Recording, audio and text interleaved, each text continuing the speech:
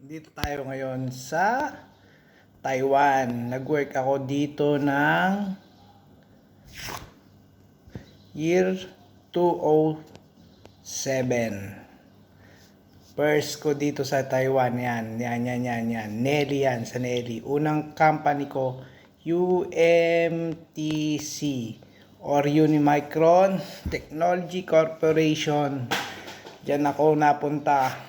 October, I think last week of October, then hanggang 2019 ako, graduate ako dyan.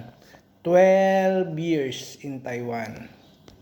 12 years ako sa Taiwan. Sabi nila pag maabot ka ng 65 may makukuha kang yung insurance mo ba o yung sa kalimutan ko na, pero may makukuha ka raw. So sana umabot ako ng 68, 65 years old kasi 12 years akong nag-work sa Taiwan. At ngayon pagkatapos ko na ma-end contract, nandito ako ngayon. Ayan.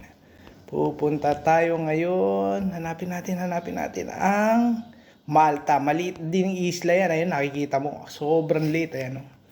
Ito siya, yan. Yan yung location ko ngayon eh. Yan. That is Malta.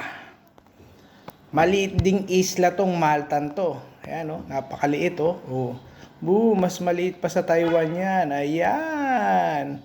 Pero, etong Maltang to, Malta, is part ng Europe o EU country. Kasama siya sa mga European Union, katulad ng katabi niya is Italy, tapos Switzerland, France, Austria, Germany, Belgium, Berlin, yan, Poland, EU country, lahat yan. Ngayon, ang kagandahan na yan, Spain, Portugal, kaya mong puntahan without visa kasi ang hawak naming, kumbaga dun sa Taiwan dati is, saan ba si Taiwan? Ayan, yung maliit din siya. Taiwan is ARC. Ang tawag doon, ARC.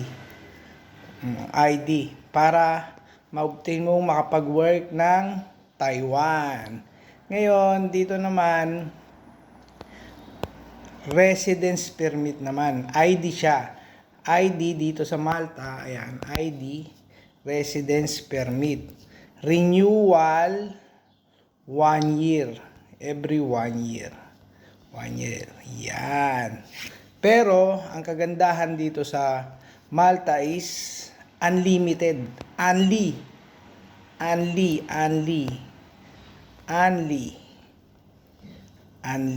Oh. Only yung pag-stay mo. Hanggat kaya mong mag-work dito. Ngayon, ang work dito is 8 hours. Kasamang 30 minutes break. So, 8.5 every day. So, 40 hours lang yung bubuin mo. Hindi katulad dito sa Taiwan. Yan, sa Taiwan. Pupunta tayo, balik tayo sa Taiwan. Nasaan yung Taiwan? Taiwan, ang pasok sa Taiwan is 12 hours. Diba? Yung mga Taiwan dyan. Ngayon, ang pinagkaiba, ngayon alam ko, is maabot na ng 50 to 60K sa peso. Peso yan. Ang sinasahod na ng Taiwan, di ba? Ayan, mga OT-OT dyan, hataw-hataw. Pero, hataw-hataw ka, in 1 month, 2 days lang yung 2 days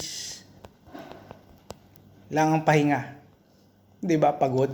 Halos mag-day off ka, lalo pag panggabi ka, wala na. durog ka na, hotel na bagsak mo, o kaya tulog na lang, di ba?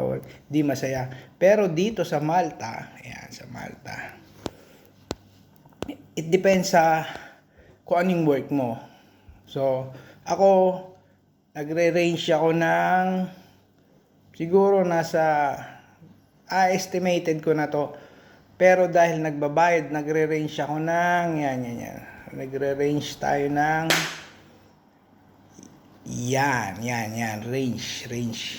With overtime na yan. Pero, babayad ka, so, kalahati na lang. Sabihin mo, may matitira sa'yo, mga 700. Yan, 700 euro. Yan ang matitira sa'yo. Pag magastos ka pa, di yari na. Sabi mo, 500 na lang. 500. Magpapadala ka pa. Boom, di wala na natira. Kasi, nood kayo sa part 2, yung sasabihin ko. So, yung mga ex-Taiwan na malapit ng ma-end of contract, open sa inyo ang Europe. Lahat ng mga friends ko na kakilala ko is pupunta sila dito. Poland. Yan. Poland, tapos yan na. Pag nakakuha na ng ID, yan. Kung saan na lupalop ng Europe pwedeng pumunta. So, until sa part 2, thank you!